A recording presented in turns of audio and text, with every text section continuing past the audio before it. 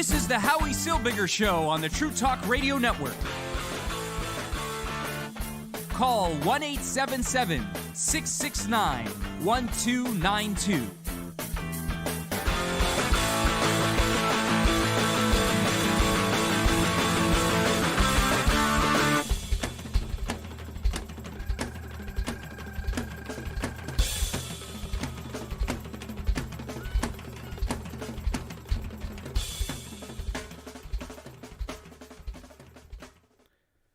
And good evening, I am Howie Silbiger. This is the Howie Silbiger Show right here on the True Talk Radio Network. So happy to be here with you. We're on every night of the week, unless we're not.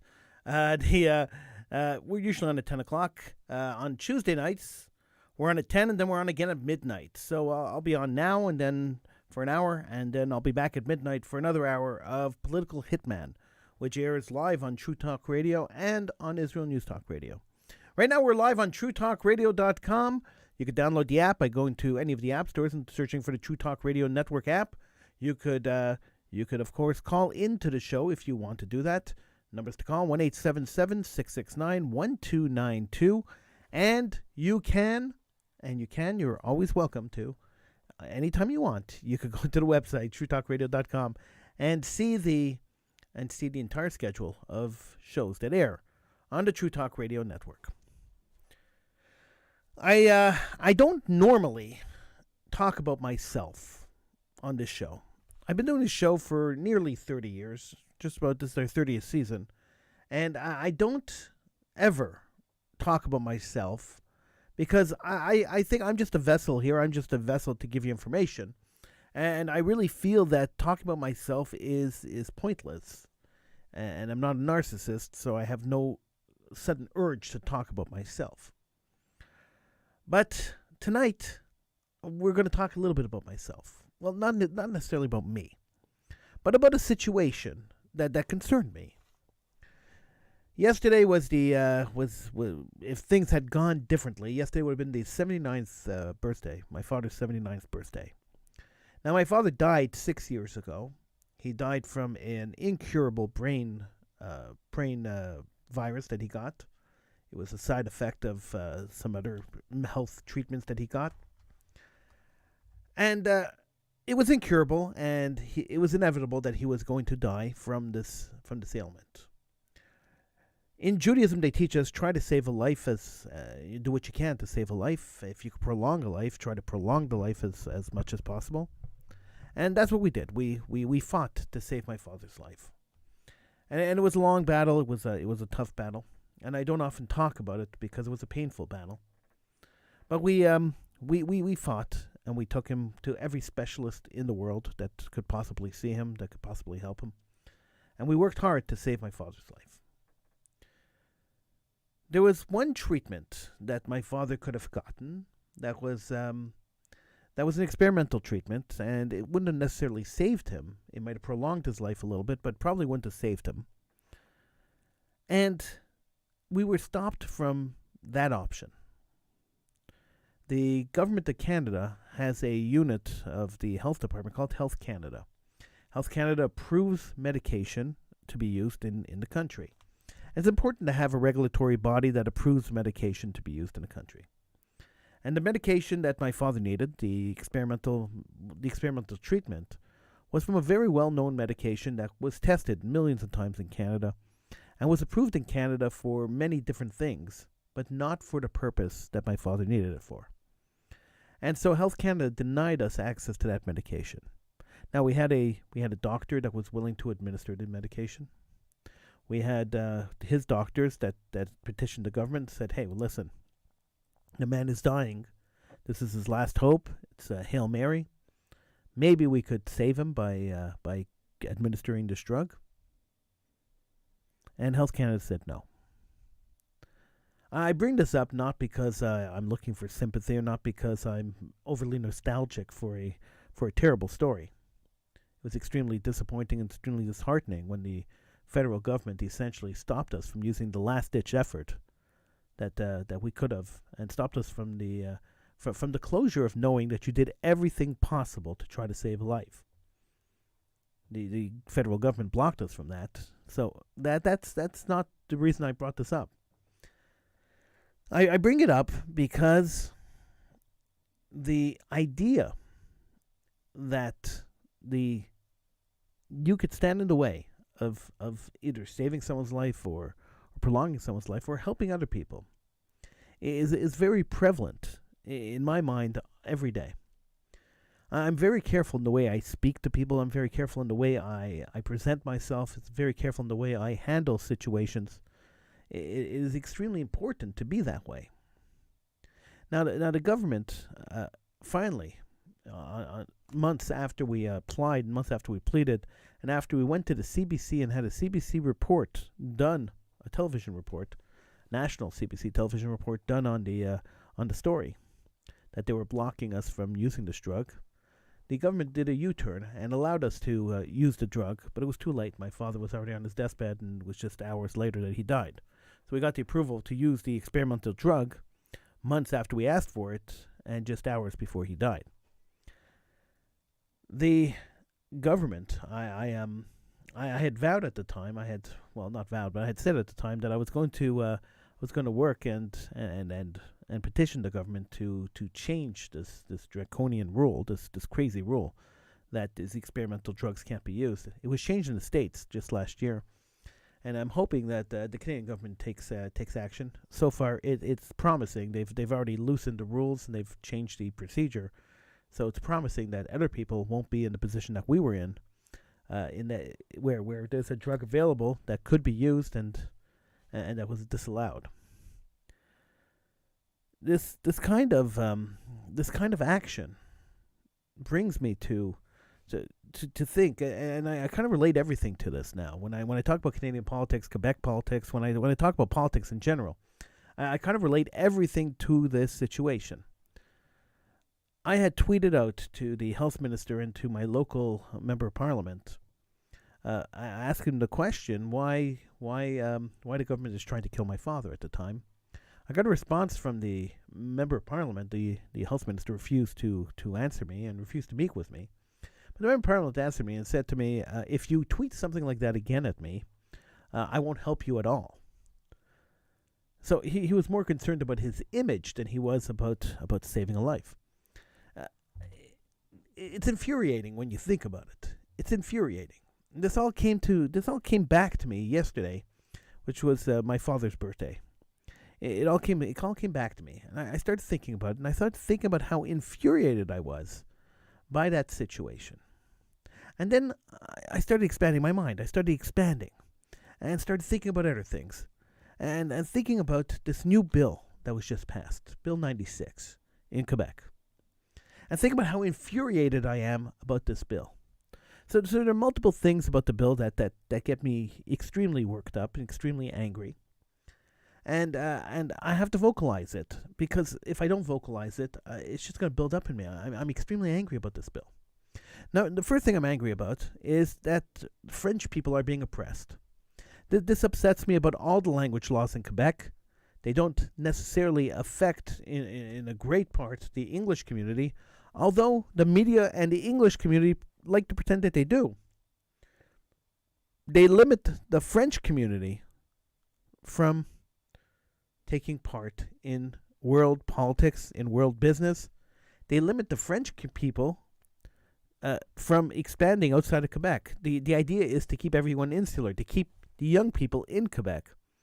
And so the laws actually target young French people who want to be professionals, who want to get into the market and work and earn a living. It punishes them. It doesn't necessarily punish the English person. English people could still go to English schools. English people could still function in both languages, still be bilingual. French people cannot. And to me, that's infuriating. Anytime anyone's oppressed, I stand up for the underdog. Anytime anyone's oppressed, you'll hear me screaming about it. I don't necessarily care what religion they are, what language they speak. People are oppressed. Oppression is wrong, and we have to stand up and speak out against it. So the oppression of the French people bothers me a lot. The second thing that bothers me is that the government had decided at this point that they don't want foreign workers in Quebec. So in the past years, for decades and decades and decades, the government used to give work visas to out-of-town workers. And the work visas gave an exemption to children of out-of-town workers, particularly religious clergy members. They gave exemptions to these people for Bill 101 so that they could send their kids to a English school. So if they come from the States and they got hired by a church or they get hired by a mosque or a synagogue, they could send their kids to English school. They've revoked that exemption. So now synagogues, churches, mosques are losing their senior clergy, people who have ingrained themselves in the community, people who have children in the community are leaving because their children have to now being forced to go from an English school to a French school.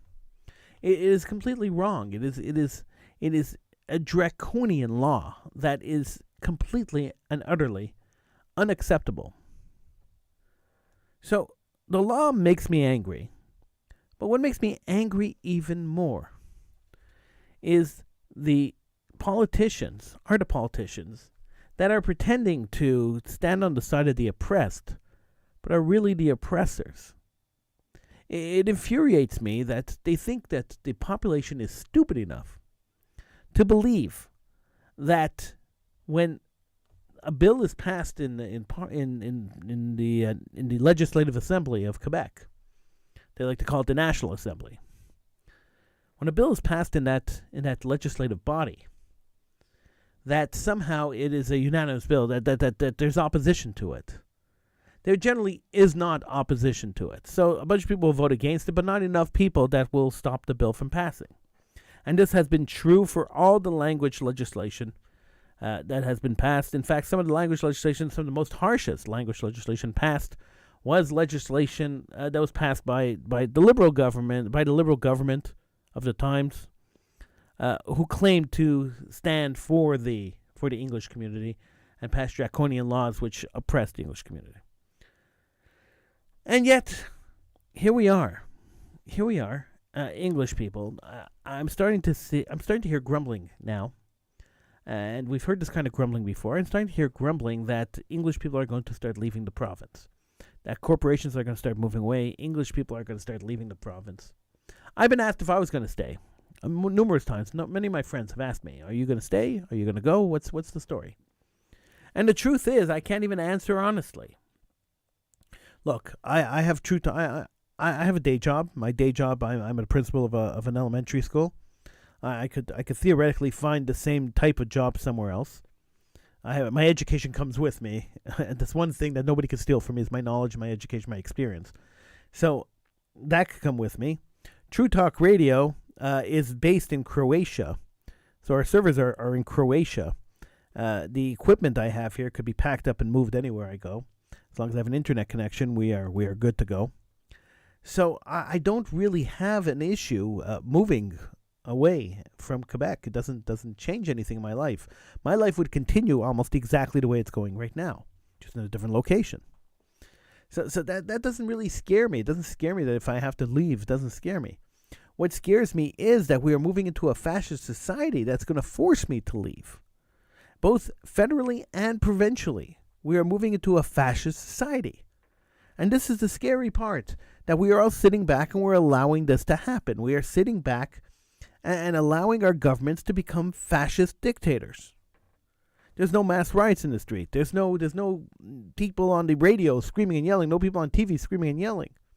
Sure, you'll have one rally, or 2 or 3 rallies where 5,000 people will show up. But that's not really a display of discontent, is it?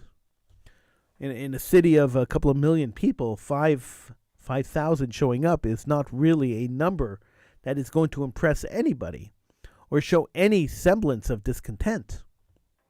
When the students didn't like tuition raises that the government was imposing upon the universities, they went into the streets and banged pots for night after night for months. It drove everybody crazy, but they got their point across. And those student leaders then took action. They ran for the assembly, and they got into the assembly. This is what happened. So being proactive and being an activist changed things. They didn't get the tuition hike that they were promised. Yeah, they got half of what they were promised.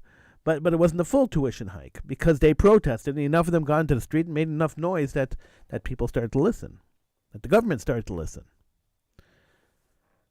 Nobody's done that. Now, I don't know if the apathy is because the English people have all left and whatever's left here is just accepting the fact that this is life in Quebec.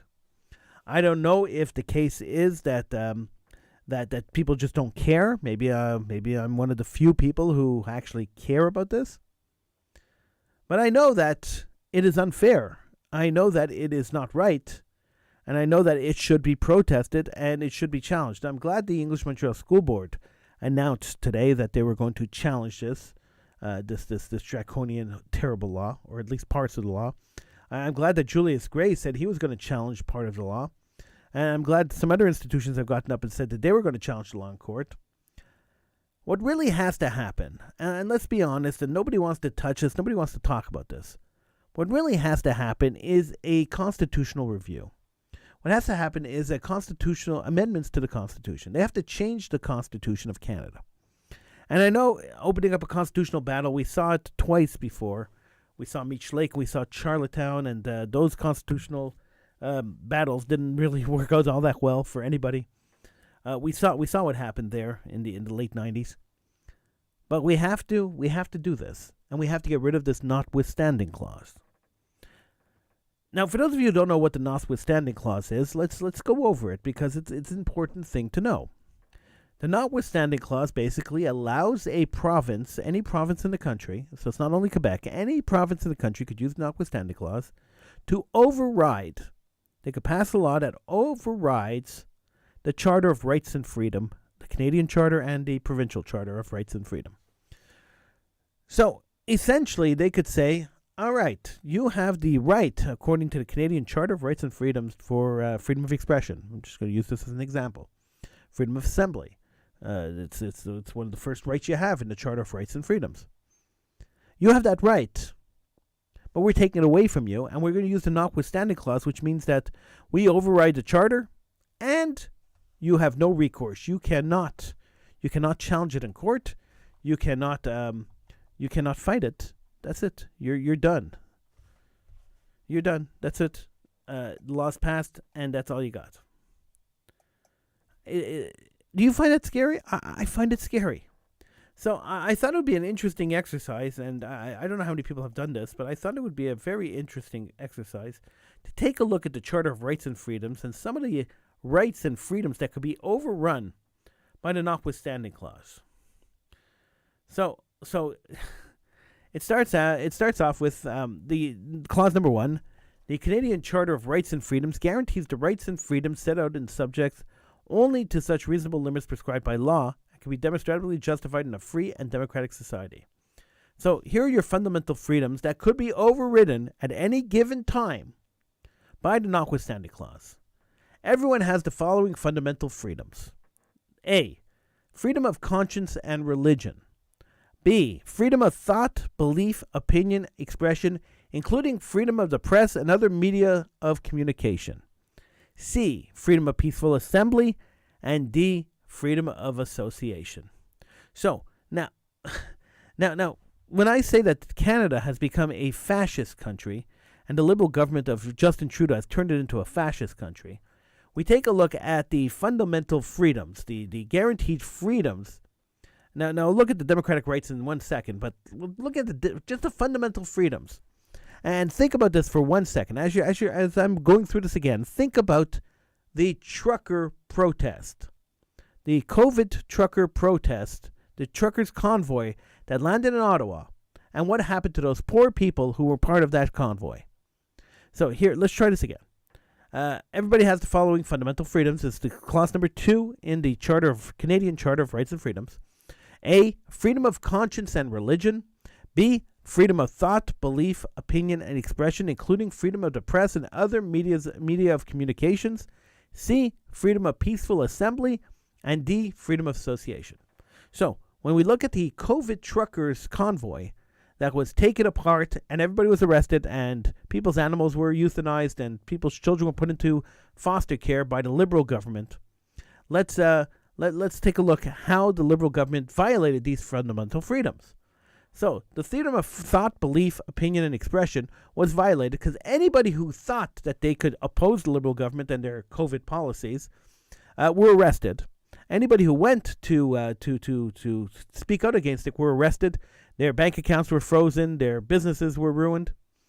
So the freedom of conscience, and thought were the freedom of thought, belief, and opinion, and expression were taken away from these people. Now, what else? Freedom of peaceful assembly. So these people met in Ottawa. Fine. If they were blocking roads and they were stopping people from getting to businesses, perhaps the city of Ottawa could have towed their trucks. But no, the government sent in their forces and broke it up. And so the freedom of peaceful assembly was taken away. And the freedom of association, anybody associated with the truckers' convoy, their bank accounts were frozen. They were arrested. They were put on a watch list. Their Bitcoin accounts were taken away from them. Money was taken. Their businesses were destroyed. All because they associated. They were even going after, the Liberal government was even going after people who donated money to the cause. So what are the democratic rights of citizens of Canada? Every citizen of Canada has the right to vote in an election of members of the House of Commons or of Legislative Assembly and be qualified for membership therein. So anybody could run for assembly or vote for legislative assemblies. No House of Commons and no legislative assembly shall continue for no longer than 5 years from the date fixed for the return of the writs and the general election of its members.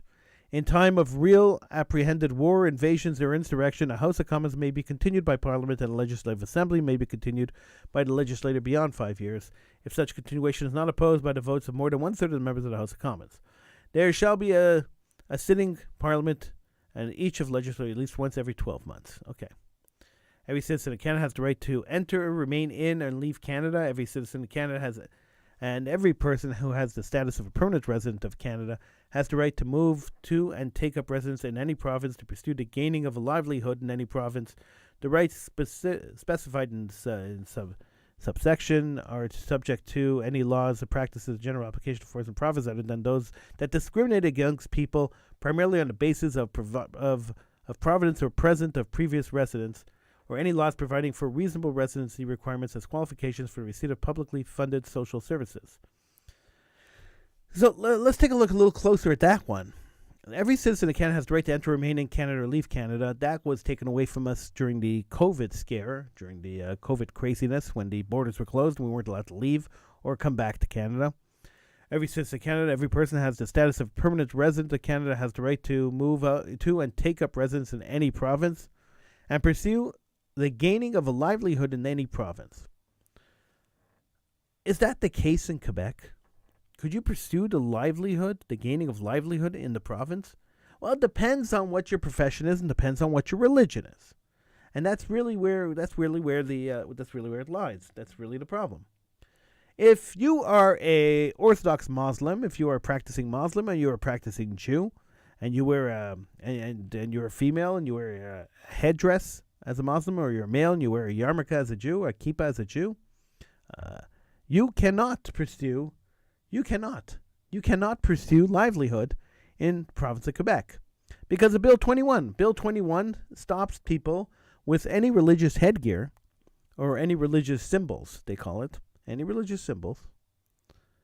It stops them from holding any government job or any job related to a government job. So you can't be a teacher, you can't be a judge, you can't be a police officer. So if I'm a teacher, which I am, I'm a licensed teacher, and I want to pursue a job in Quebec because I wear a kippah, because I wear a yarmulke, because I'm an Orthodox Jew, I cannot pursue that job in Quebec in a school board. My rights were violated, and that's what the Notwithstanding Clause does. It overrides the Charter of Rights and Freedoms, so they could say, you're wearing a yarmulke, you cannot work for a school, and so we're just going to override this right that's enshrined in our Constitution. We're just going to override the right, and we're going to use the notwithstanding clause, which allows us to do that. Now, everyone has the right to life, liberty, and security of the person, and the right to not to be deprived thereof, except in accordance with the principles of fundamental justice. Everyone has the right to be secure against unreasonable search and seizure. Everyone has the right not to be arbitrarily detained or imprisoned, although that's what the federal government did to the truckers in the truckers' convoy, and to the people associated with the truckers' convoy. Everyone has the right on arrest or detention to be informed promptly of the reasons, therefore, to retain and instruct counsel without delay, and to be informed of that right, to have the validity of detention determined by the way of habeas corpus, and to be released if the detention is not lawful.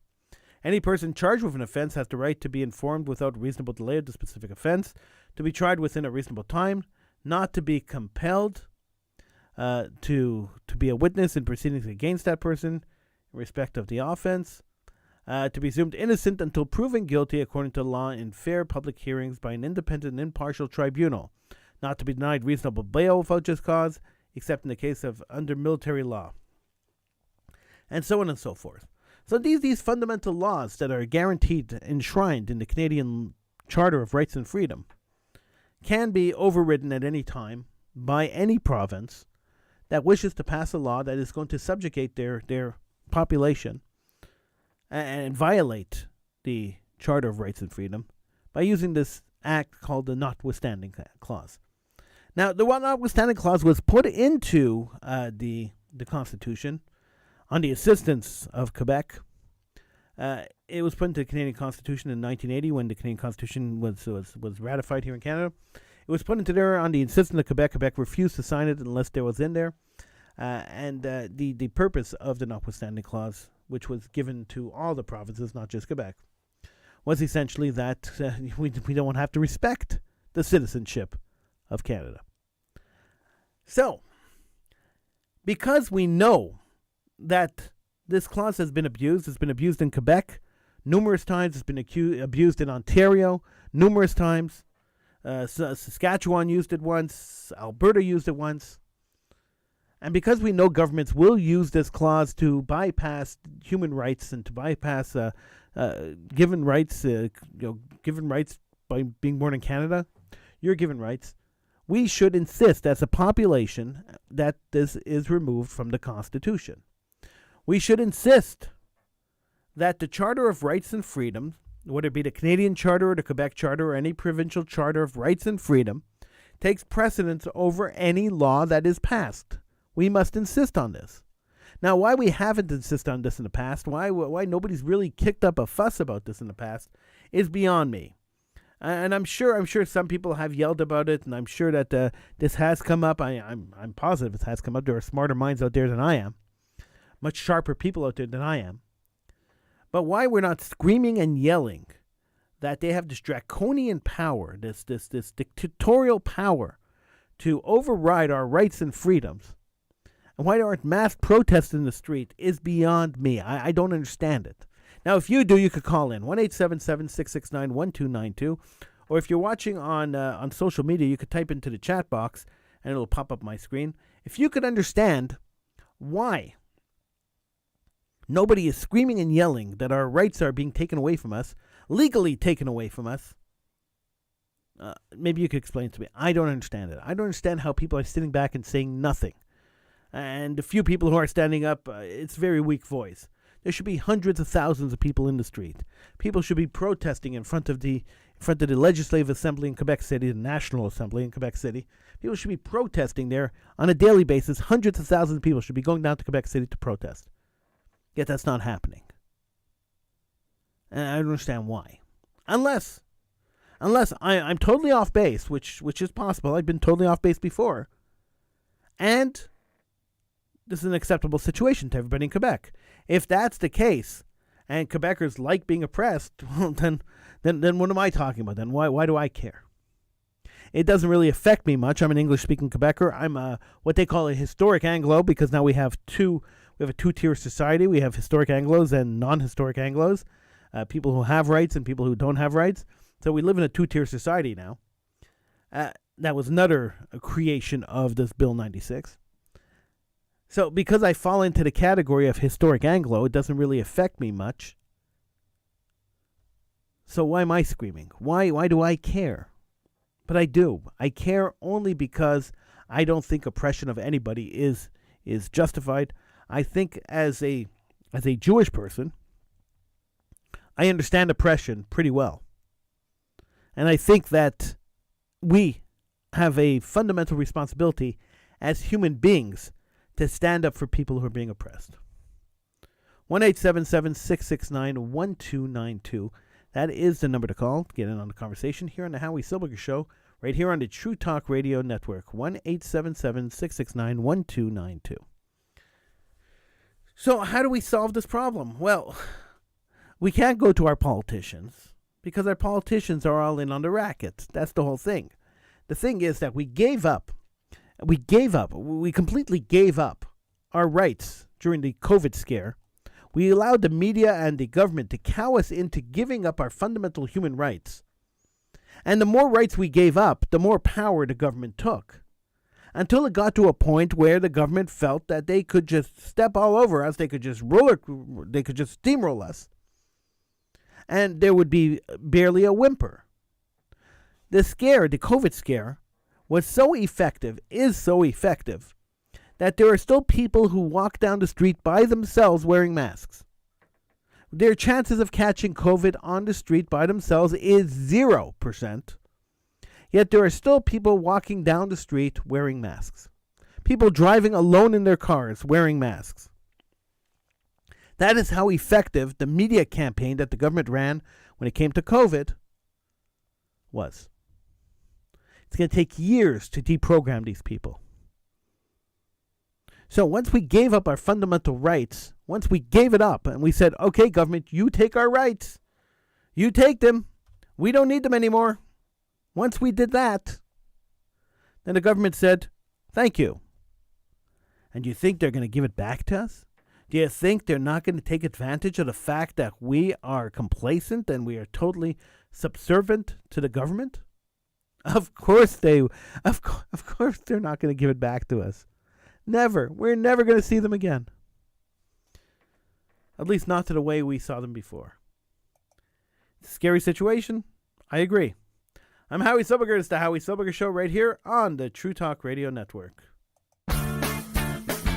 This is the Howie Silbiger Show on the True Talk Radio Network. Call 1-877-669-1292.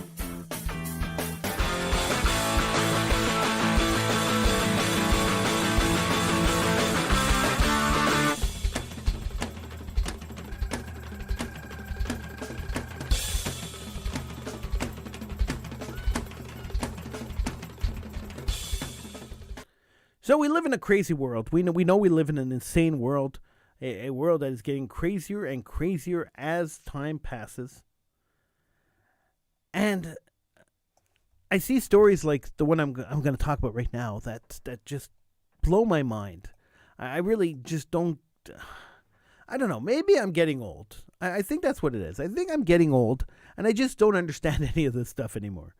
When you're a kid, when you're young, you tend to think that older people lose touch with reality. I think I'm getting to the point where I might be losing touch with reality. I might be losing touch with what's really going on in this world. I'm really kind of an old-fashioned kind of guy. I believe that if you're born and you have certain body parts that makes you a male, and if you're born and you have other body parts that makes you a female, I believe in gender. I believe in science. And this must be something far out crazy. I'm a dinosaur. I'll admit it. I'm a dinosaur. But really, as a dinosaur, I really believe that biology means something. Not everyone believes the same thing. Unfortunately, we have a whole group of people who are promoting the fact that biology doesn't mean anything, and that sex is a choice, that gender is a choice, not a birthright. A Wisconsin school district is now closing a case that they brought against 3 middle school students. Now, for those of you in Canada who don't understand what middle school is, middle school runs from grade 6 to grade 8. So we're talking, let's see, grade 6 is 11, 12-year-olds to grade 8, which is 13, 14-year-olds. That's middle school, from 11 to 14, approximately.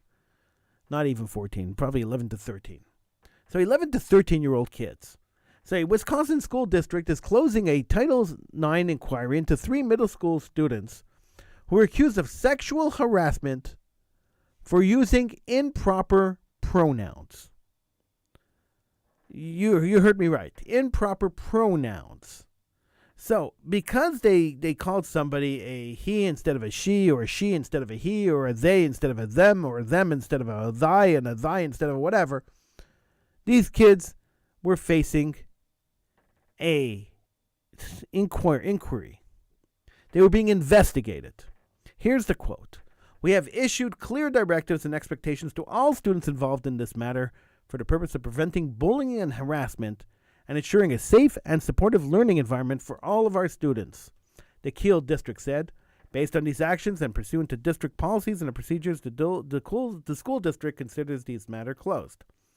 Now, the students subject to this inquiry were represented by a conservative legal group called the Wisconsin Institute for Law and Liberty. "We are pleased that the Kiel Area School District has finally ended this misguided Title IX investigation," the group said. While the district statement attempts to reframe the investigation was always primarily about mispronouncing. Now, Title IX, if you're not following American politics, Title IX prohibits sexual harassment at schools and it receives federal funding and demands that schools facilitate an environment free from sex-based discrimination.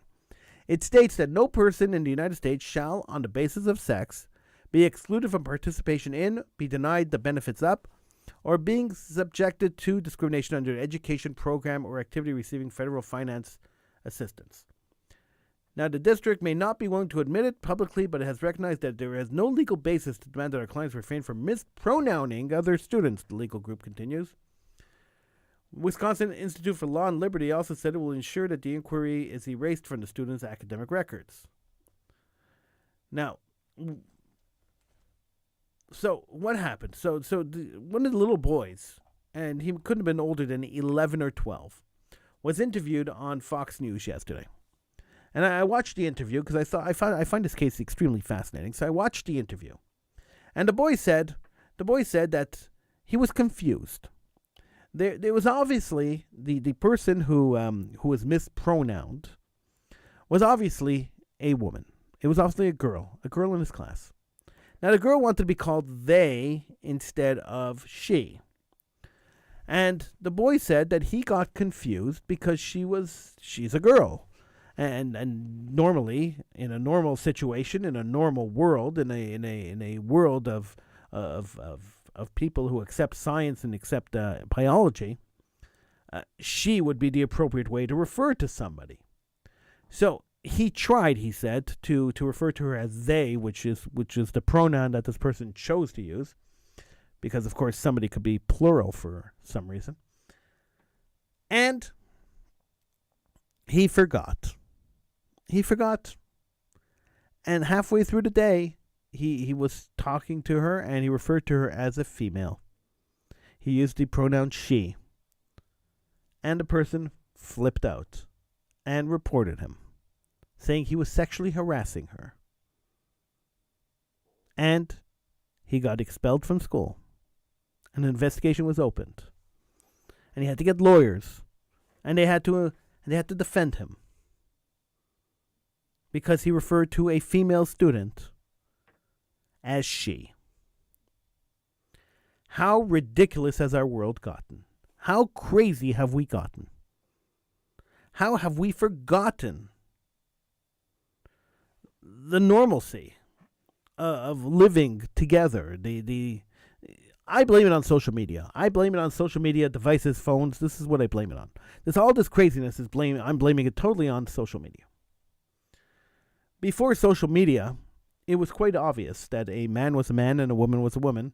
And there were some men who thought they were women and some women who thought they were men. And those people had names. They were referred to by different terms. But all in all, everybody accepted. Even the people who felt that they were a man living in a woman's body or a woman living in a man's body. And there were very, very few people who felt that way. It was a psychological. It was considered a psychological problem. which it should still be. People should still get help if they feel that they're more born in the same body. There's something psychologically wrong there. People should get help with that. So it was a psychological problem, and they found that that's the way the world ran. Now, was there some discrimination? Of course, there's always discrimination. Anything a little different in the world, you're going to have discrimination. Was it enough to start a movement to change the world? Apparently, because here we are. 11-year-old, a 12-year-old, I don't know if he's 11 or 12, but he can't be more than 12, was now being charged with mispronouns, with using the wrong pronoun while talking to somebody in school.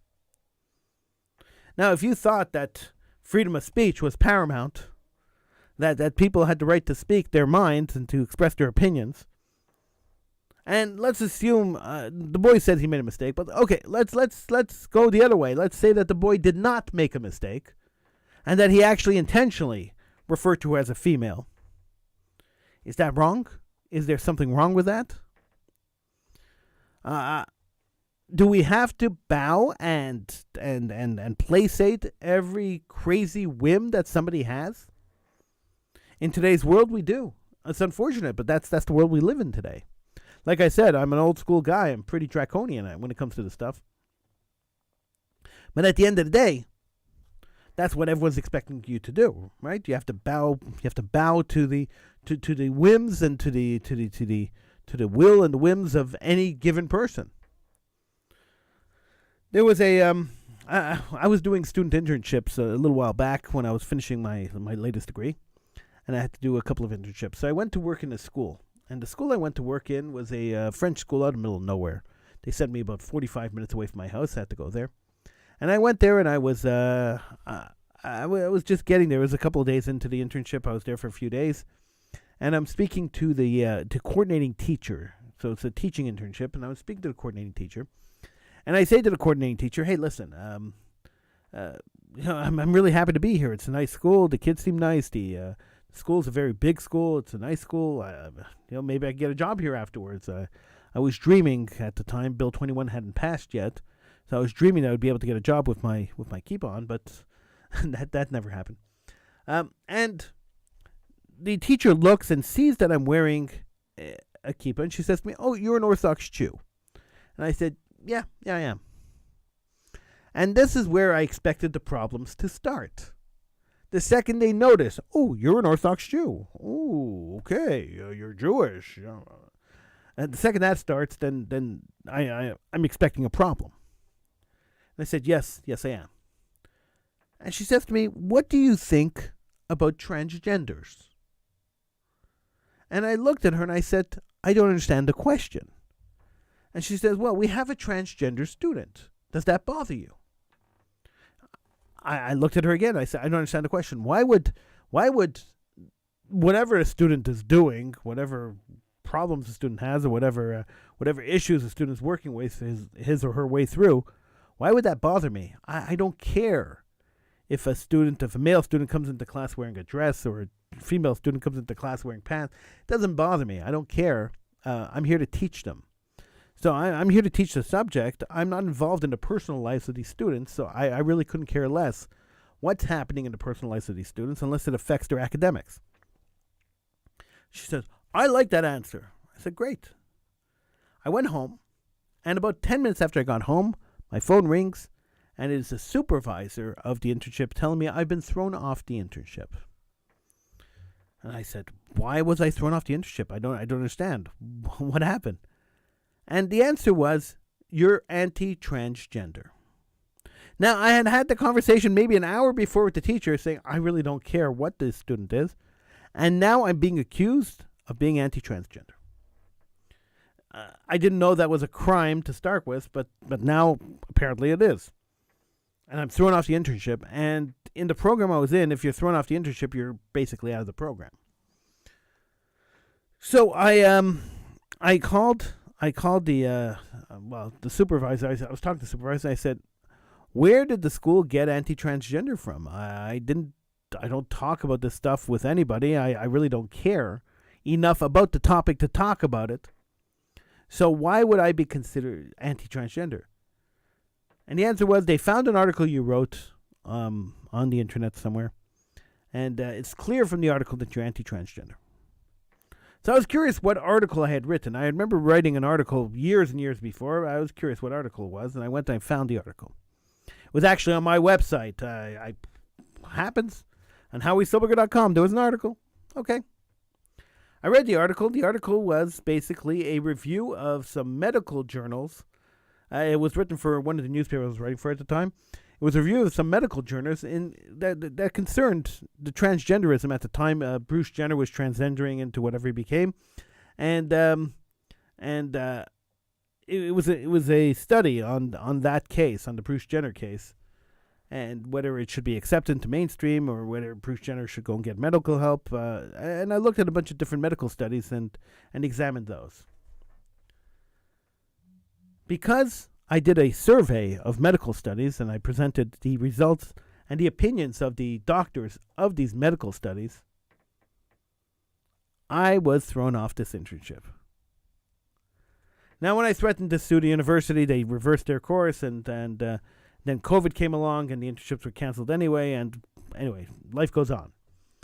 Now, I'm principal of a school, but that's beyond the point. The point is that people could lose their careers for speaking badly about transgenderism. It's a crazy world we live in. What a nutty thing. I can't express my opinion about something without it being called hate.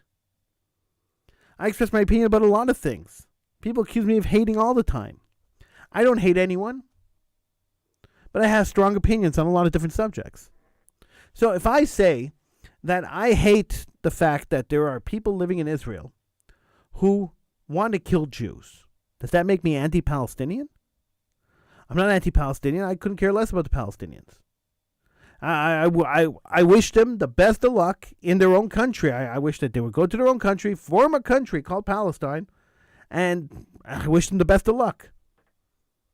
I'll support any fundraising campaign that they want to run in that country, as long as that country is outside of the state of Israel. Does that make me anti-Palestinian? Or does it make me pro-Israeli? It's all about perspective. These poor kids who grew up knowing that I'm a boy because I have a penis and she's a girl because she has a vagina are now very confused. And they don't know how to speak and they don't know how to handle the situation. And schools should not be there to teach kids how to speak the right gender, speak the right language, to placate this insane movement, an insane narcissistic movement that is insisting that the world change in order to accommodate the couple 100,000 people that are afflicted with this terrible disease. Sad world we live in, a very scary world. And it brings me to the last point I wanted to make. We live in a world like this because we've negated religion, we've negated morality, and we've thrown the Ten Commandments in the garbage. This past weekend, we read the Ten Commandments in the weekly Torah readings. The Jews read the Ten Commandments. And every time we read the Ten Commandments, it reminds me how far the world has slid from where they were, from the Ten Commandments. Look around. Think about your life. How many of the commandments do you actually follow? It's the topic I'm going to be talking about on Political Hitman tonight on Israel News Talk Radio, which will start in just about an hour. The question is, how many commandments do you actually follow? How many do you follow? Could you say you follow all 10? Could you say that in the course of the day that you're respectful of all 10? How could you say that? If you live in North America, the 10th commandment, you shouldn't covet your neighbor's wife and goods, is very hard when you're trying to keep up with the Joneses, isn't it? When you're jealous that your next door neighbor just bought an expensive car and you don't have one, that pretty much violates the 10th commandment. And we could go on. Honor your parents. How many old people are sitting in old age homes where nobody ever comes to visit them? where they sit there and they rot until they die. That's honoring your parents? Not so much. Don't steal? That's the funniest one. Because I've had people who have justified stealing from the government. I have people who've justified stealing from each other. I know people who've justified stealing from everything. How many times have you stolen something? Think about it. Now it could be something little. It could be something big. It could be an idea. It could be a plagiarized line. How many times have you stolen something? Now, if we all started moving back towards following at least most of the commandments, adultery. We live in a world that promotes adultery. We live in a world that glorifies adultery. Every movie, every television show. There's no commitment. There's no family value. Nobody cares. They're in bed with this person now, in bed with that person next. Nobody cares about commitment, about values, about feelings. Nobody builds up relationships anymore.